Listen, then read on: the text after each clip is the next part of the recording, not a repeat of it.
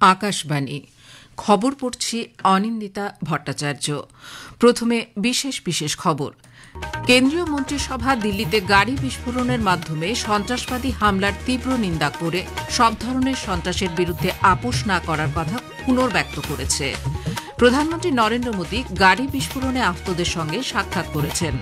কেন্দ্রীয় মন্ত্রিসভা আজ 25,000 কোটি টাকারও বেশি মূল্যের রপ্তানি প্রসার মিশন ইপিএম এ অনুমোদন দিয়েছে। রপ্তানিকারকদের জন্য ক্রেডিট গ্যারান্টি স্কিমেও অনুমোদন। ভারত ও বতসোয়ানা স্বাস্থ্য পরিষেবা এবং ওষুধ তৈরির মতো ক্ষেত্রে সহযোগিতার লক্ষ্যে একাধিক সমঝোতা স্মারকে স্বাক্ষর করেছে। পশ্চিমবঙ্গে ভোটার তালিকার বিশেষ নিবিড় সংশোধনী এসআইআর এর প্রক্রিয়া নিয়ে বিস্তারিত আলোচনার জন্য নির্বাচন কমিশন আজ রাতে ইআরও এইইআরওদের সঙ্গে ভার্চুয়াল বৈঠক করছে। দৃষ্টি প্রতিবন্ধী মহিলাদের টি-20 ক্রিকেট বিশ্বকাপে ভারত অস্ট্রেলিয়াকে 209 রানে হারিয়ে দিয়েছে। আসছি বিস্তারিত খবরে। দিল্লির লালকেল্লার কাছে গাড়ি বিস্ফোরণে প্রাণহানির ঘটনায় গভীর শোক প্রকাশ করে কেন্দ্রীয় মন্ত্রিসভা আজ একটি প্রস্তাব গ্রহণ করেছে। নিরীহ নাগরিকদের স্মরণে 2 মিনিট নীরবতা পালন করা হয়। দেশের নাগরিকদের জীবন ও নিরাপত্তার প্রতি সরকার দৃঢ় সংকল্প বলেও মন্ত্রিসভা জানিয়েছে। আজ নতুন দিল্লিতে এক সাংবাদিক বৈঠকে তথ্য ও সম্প্রচার মন্ত্রী অশ্বিনী বৈষ্ণব বলেন, এদিনের বৈঠকে সন্ত্রাসবাদের বিরুদ্ধে ভারতের আপোষ না করার নীতি পুনর্ব্যক্ত করা হয়েছে। সংকটকালে বিভিন্ন কর্তৃপক্ষ, নিরাপত্তা সংস্থা ও নাগরিকদের সাহসী এবং মানবিক প্রতিক্রিয়ারও প্রশংসা করেছে মন্ত্রিসভা। The Cabinet unequivocally condemns this dastardly and cowardly act that has led to the loss of innocent lives. The Cabinet reiterates India's unwavering commitment to a policy of zero tolerance towards terrorism in all its forms and manifestations. The Cabinet also recorded its appreciation for the statements of solidarity and support from many governments around the world. প্রধানমন্ত্রী নরেন্দ্র মোদীর পৌরোহিত্যে কেন্দ্রীয় মন্ত্রিসভা আজ রপ্তানি প্রসার mission EPM এ অনুমোদন দিয়েছে। এই প্রকল্পে ব্যয় হবে 25,000 কোটি টাকারও বেশি। 2025-26 কেন্দ্রীয় বাজেটে এই উদ্যোগ ঘোষিত হয়। অতি ক্ষুদ্র, ক্ষুদ্র এবং মাঝারি শিল্পগুলি নতুন রপ্তানিকারক এবং শ্রমনির্ভর ক্ষেত্রগুলির মধ্যে প্রতিযোগিতা বৃদ্ধি এর মূল লক্ষ্য বলে সাংবাদিক সম্মেলনে তথ্য ও সম্প্রচার মন্ত্রী জানান।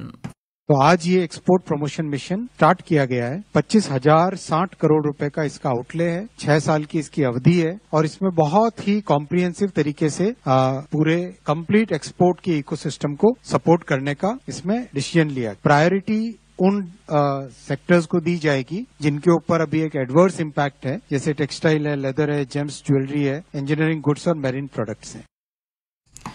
মন্ত্রিসভা আজ রপ্তানিকারকদের জন্য ক্রেডিট গ্যারান্টি স্কিমে অনুমোদন দিয়েছে। এর আওতায় national credit guarantee trustee company limited NCGTC ঋণদানকারী প্রতিষ্ঠানগুলিকে 20,000 কোটি টাকা পর্যন্ত অতিরিক্ত ঋণ সুবিধার জন্য 100% গ্যারান্টি দেবে।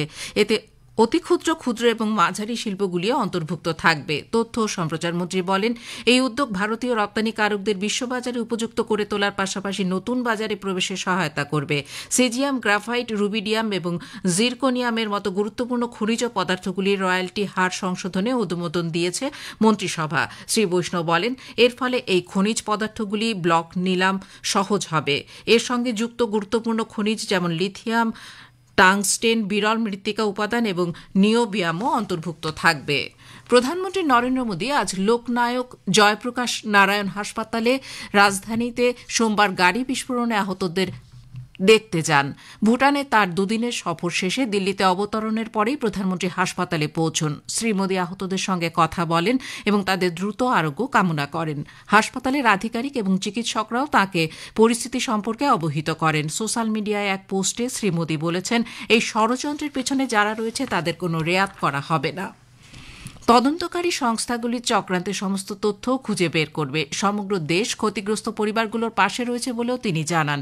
এদিকে কেন্দ্রীয় স্বরাষ্ট্রমন্ত্রী অমিত শাহ বলেছেন, দিল্লি বিস্ফোরণের সঙ্গে জড়িত প্রত্যেককে উপযুক্ত শাস্তি দেওয়া হবে। তিনি গতকাল নতুন দিল্লিতে এক উচ্চ পর্যায়ের বৈঠকে লালকেল্লার বিস্ফোরণ সংক্রান্ত পরিস্থিতি পর্যালোচনা করেন। উল্লেখ্য, এই ঘটনার তদন্তভার দেওয়া হয়েছে জাতীয় তদন্তকারী সংস্থা এনআইএ-কে। অন্যদিকে দিল্লি পুলিশ এই ঘটনায় বেআইনি কার্যকলাপ প্রতিরোধ আইন, ইউপিএ, বিস্ফোরক আইন এবং ভারতীয় ন্যায় সংহিতার বিভিন্ন ধারায় মামলা রুজু করেছে। দিল্লি মেট্রো রেল নিরাপত্তার কারণে লালকেল্লা মেট্রো স্টেশন বন্ধ রাখছে। লালকেল্লাও আগামীকাল পর্যন্ত পর্যটকদের জন্য বন্ধ রাখা হচ্ছে।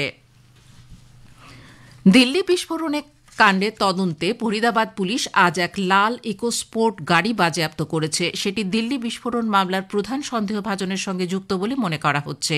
খন্ডাউলি গ্রামের কাছে পার্ক করা অবস্থায় গাড়িটি পাওয়া যায়। পুলিশ সঙ্গে সঙ্গে এলাকা ঘিরে ফেলে। এর আগে দিল্লি পুলিশ রাজধানীর সব থানা, পুলিশ পোস্ট এবং সীমান্ত চৌকিতে উচ্চ সতর্কতা জারি করে। জাতীয় তদন্ত সংস্থা এনআইএ আজ আল কায়দা গুজরাট সন্ত্রাস ষড়যন্ত্র মামলায় 5 রাজ্যের 10টি স্থানে তল্লাশি চালিয়েছে। পশ্চিমবঙ্গ, ত্রিপুরা, মেঘালয়, হরিয়ানা ও গুজরাটে সন্দেহভাজনদের বাড়ি ও সহযোগীদের ঠিকানায় এই অভিযান চলে। এনআইএ জানিয়েছে, তল্লাশিতে বেশ কিছু ডিজিটাল যন্ত্র ও গুরুত্বপূর্ণ নথি উদ্ধার করা হয়েছে, যা ফরেনসিক পরীক্ষার জন্য পাঠানো হচ্ছে। তদন্তে উঠে এসেছে যে 4 জন বাংলাদেশি নাগরিক জাল ভারতীয় পরিচয়পত্র ব্যবহার করে অবৈধভাবে ভারতে প্রবেশ করেছে। তারা নিষিদ্ধ ঘোষিত আল কায়দা সংগঠনের সঙ্গে যুক্ত ছিল। এনআইএ জানিয়েছে যে এই অভিযুক্তরা বাংলাদেশে আল কায়দা সদস্যদের জন্য অর্থ সংগ্রহ লেনদেনে যুক্ত ছিল। এমনকি তারা স্থানীয় মুসলমান যুবকদেরও সক্রিয়ভাবে সন্ত্রাসবাদে যোগ দিতে প্ররোচিত করছিল। বিহার বিধানসভা নির্বাচনের দ্বিতীয় দফায় পুনরায় ভোট গ্রহণের জন্য সুপারিশ করা হয়নি বলে নির্বাচন কমিশন জানিয়েছে। স্ক্রুটিনির পর কোনো অনিয়ম বা কারচুপি পাওয়া যায়নি বলেও জানানো হয়েছে। 2 দফা নির্বাচনে এই প্রথম বিহারে কোথাও পুনরায় ভোট গ্রহণের প্রয়োজন পড়ছে না। ভোটার তালিকার বিশেষ নিবিড় সংশোধনী এসআইআর প্রক্রিয়া নিয়ে বিস্তারিত আলোচনার জন্য নির্বাচন কমিশন আজ রাতে ইআরও এইআরওদের সঙ্গে বৈঠক করবে। রাত 10টা নাগাদ মুখ্য নির্বাচনী আধিকারিক ভিডিও কনফারেন্সের মাধ্যমে বৈঠক করবেন বলে খবর। পশ্চিমবঙ্গে এসআইআর প্রক্রিয়ার অগ্রগতি নিয়ে এক্ষেত্রে আলোচনা হতে পারে বলে সূত্রের খবর।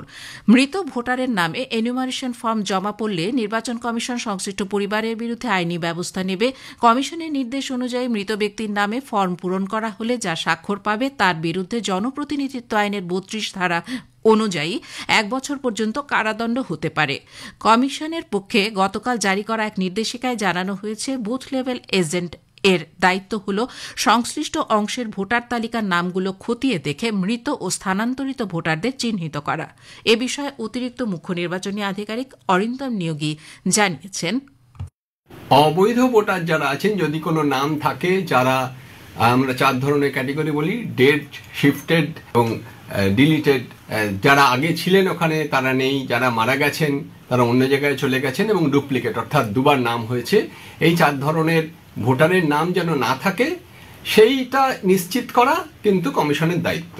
এটা বলে রাখি যে 2002-তে যাদের নাম থাকছে না, যারা হিয়ারিংয়ে যাবেন, তাদের কিন্তু ফর্ম 6-এর সঙ্গে একটা অ্যানেক্সার 4 অর্থাৎ 4 নম্বর অনুবন্ধ একটা জমা দিতে হবে।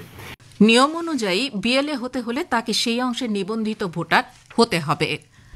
খবর প্রচারিত হচ্ছে আকাশবাণী থেকে। আমাদের সংবাদ শোনা যাবে ইউটিউব চ্যানেল আকাশবাণী সংবাদ বাংলা, ফেসবুক ও ইনস্টাগ্রাম আকাশবাণী সংবাদ কলকাতা এবং এক্স হ্যান্ডেল এআইআর নিউজ কলকাতাতে। রাষ্ট্রপতি দ্রৌপদী মুর্মু আজ গ্যাবোরনে বতসোয়ানা রাষ্ট্রপতি ডুমা বোকোর সঙ্গে পারস্পরিক স্বার্থ সংশ্লিষ্ট বেশ কয়েকটি দ্বিপাক্ষিক, আঞ্চলিক এবং আন্তর্জাতিক বিষয় নিয়ে আলোচনা করেন। উভয় নেতা বাণিজ্য ও বিনিয়োগ, কৃষি, স্বাস্থ্য, প্রতিরক্ষা, খনি, দক্ষতা এবং ডিজিটাল প্রযুক্তিতে সহযোগিতা সম্প্রসারণের বিষয়েও একমত হয়েছেন। বিদেশমন্ত্রী ড এস জয়শঙ্কর আজ কানাডায় মার্কিন বিদেশমন্ত্রী মার্কো রুবিওর সঙ্গে দেখা করেন। এক সোশ্যাল মিডিয়া পোস্টে ড জয়শঙ্কর বলেন, ভারত ও আমেরিকার মধ্যে দ্বিপাক্ষিক সম্পর্ক, বাণিজ্য ও সরবরাহ শৃঙ্খলের বিষয়ে উভয়ের মধ্যে আলোচনা হয়েছে। বিদেশমন্ত্রী জানান, ইউক্রেন সংঘাত, পশ্চিম এশিয়া পরিস্থিতি এবং ইন্দো প্রশান্ত মহাসাগরীয় অঞ্চল নিয়েও তারা মতবিনিময় করেছেন। বাংলাদেশের প্রাক্তন প্রধানমন্ত্রী শেখ হাসিনার বিরুদ্ধে মামলায় গুরুত্বপূর্ণ অগ্রগতি এবং আওয়ামী লীগের ঘোষিত অবরোধ কর্মসূচির পরিপ্রেক্ষিতে ঢাকায় কঠোর নিরাপত্তা ব্যবস্থা নেওয়া হয়েছে। আন্তর্জাতিক অপরাধ ট্রাইব্যুনালের রায় ঘোষণার আগে প্রচুর পুলিশ, র্যাপিড অ্যাকশন ব্যাটালিয়ন এবং বর্ডার গার্ড বাংলাদেশের রাজধানী ও তার পার্শ্ববর্তী জেলাগুলিতে মোতায়েন করা হয়েছে। প্রধান সড়কগুলোতে কঠোর নজরদারির পাশাপাশি চেকপোস্টও বসানো হয়েছে। বুধবার শহরের খুব বেশি যান চলাচল করতে দেখা যায়নি। চলচ্চিত্রকে সর্বোত্তম শিল্প বলে বর্ণনা করেছেন বিশ্বখ্যাত পরিচালক আদুর গোপাল কৃষ্ণন। 31তম কলকাতা আন্তর্জাতিক চলচ্চিত্র উৎসবের অন্তিম পর্বে আজ ঋত্বিক ঘটক, শাহরুখ আলোচনায় অংশ নিয়ে তিনি বলেন, সাহিত্য, সঙ্গীত, চিত্রকলা, ভাস্কর্য, সেই সঙ্গে অত্যাধুনিক প্রযুক্তি, এরকম বহু উপাদানের সংমিশ্রণে তৈরি হয় চলচ্চিত্র, যা সবকিছুকে ছাপিয়ে যেতে পারে। Cinema is the ultimate art form man has invented. because it takes in everything. As a filmmaker, it is not enough that you have learned the technology. It is not enough that you have read some books. That's not enough. You have to be Indian. দিল্লিতে আজ মহিলাদের দৃষ্টি প্রতিবন্ধী টি-20 cricket বিশ্বকাপের ম্যাচে ভারত অস্ট্রেলিয়াকে 209 রানে হারিয়ে দিয়েছে। খবর আজকের মতো এখানেই শেষ হল। পরবর্তী সংবাদ শুনবেন গীতাঞ্জলি প্রচার তরঙ্গে আগামীকাল 6:20 মিনিটে।